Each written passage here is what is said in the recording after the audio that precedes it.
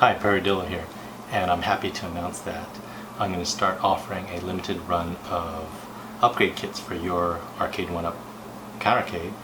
And right here we have a 12-inch 4x3 monitor that I've kind of stuffed in here, and I've built a base mount board, and I'll be offering this with the monitor as a kit. I'll see how many of these I can get a hold of and drop ship some of them to customers, but let's take a look and see what we've done here closely. So if you look closely at the Countercade, you see the little blinking red LED there, and that's the infrared pickup for the monitor. It has a remote control. This is a 12-inch 4x3 aspect ratio monitor. It fills the window nicely. If you look at the top and the bottom, you'll see that you can just see everything. I'm going to turn it on.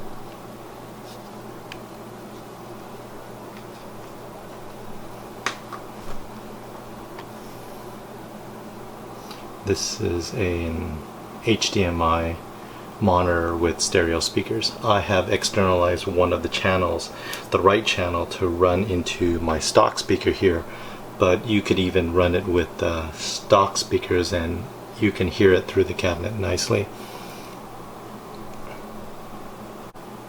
So what you get with the kit is the monitor, the mounting board, the hardware. Everything's pre-drilled so that you can use the existing monitor board corner mounts and screws to install this VESA mount board. And I use enough wood that it fills it up completely in the back, so it's actually pretty structural for the cabinet. I have a piece of acrylic that's cut to size also, and I'm pretty exact with my acrylic and my board in that once you tighten down the side screws of the cabinet, it actually pinches down just slightly so that it holds the acrylic in place. Behind the acrylic is a paper poster board bezel that I've hand cut to the window. There's enough slack in the holes to the VESA mount board that once you've put everything in and lay down your bezel, you can actually loosen up the monitor and adjust it so that it's in the right place for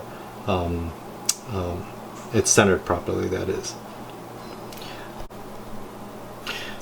So also included in my kit will be these hardened steel black socket cap, actually they're button cap screws, so that your control panel won't have a little steel screw poking out of the side there.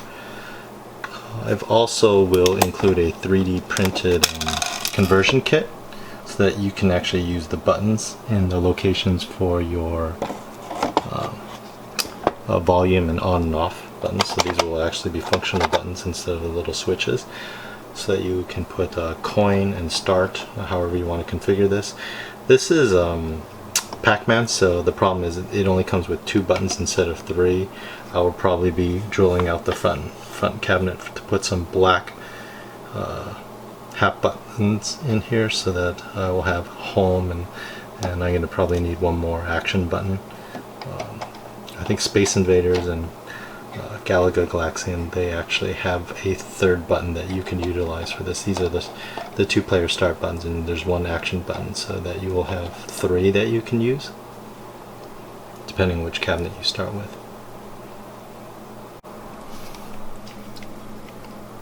So here's a look at the back of the cabinet, and you can see my VESA mount screws that are going to the back of the monitor. You see this lead that's coming from the right channel of the monitor to the lower stock speaker, and you can see how I've utilized the original corner mounting brackets that came with the original panel, and I've drilled out my board, and you're going to have to drill or tap holes for the screws to go into your cabinet sides when you place it together. And I will make a YouTube video with instructions on how to assemble and what the right correct order is in building and installing the monitor so that you can upgrade your cabinet.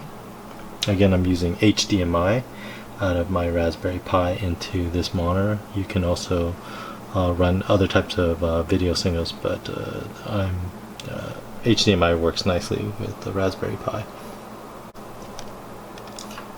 Oh, also, what I'm going to include are, since this is Pac-Man, this is a yellow side hole cover, and you can just specify which cabinet you have, and I will 3D print the right corresponding color combination for you so that you can cover those unsightly holes like this.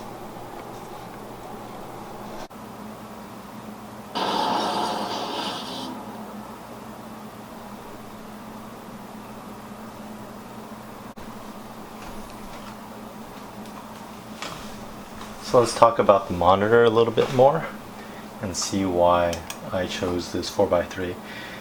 It's been a lot more convenient for other builders to use a 16:9 wide aspect ratio monitor, but it's not true to the arcade. The original arcade monitors were 4x3 and they were tilted to the side, so rotated. So a lot of games that are included in this image and the original, the Pac-Man image that's in here as well, they actually are true to this aspect ratio. So let's take a look at this Pac-Man. And you see the little mute sign because I have the monitor muted right now as it fires up. I like using the Raspberry Pi because I also have scan lines or shader programmed into it so that it's emulating the scan lines that are built into CRT monitors. So if you look really close, you'll see a non-drawn line, and it makes it look like it's a tube monitor in there. So it's more of a true to arcade feel. So let's see, Pac-Man looks beautiful in this 12-inch monitor, and it fills up the window really nice. And I saw that some people were cramming 15-inch monitors in here, and it didn't seem right. So let's exit out. And one thing I do want to show you is punch out. And what's interesting about the punch out image is because it's copying how the arcade had two wide aspect ratio, not wide, horizontal monitors. And even though we don't have the 3 buttons needed to play punch out here, if you use the cabinet with 3 action buttons, or you drilled another hole for it, you could play punch out with the double monitor cabinet. So look at that.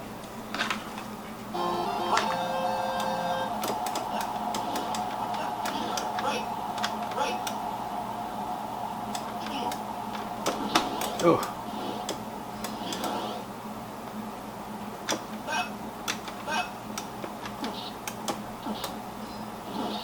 I'm horrible at this game.